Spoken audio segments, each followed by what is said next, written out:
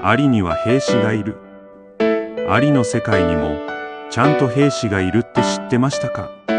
巣の中には餌を運ぶアリ、赤ちゃんを育てるアリ、そして戦う専用のアリがいるんです。その名も兵アリ。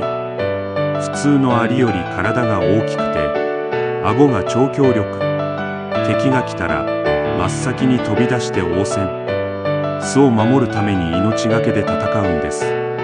小さな体にすごいチームワーク。アリの世界、まるで小さな軍隊。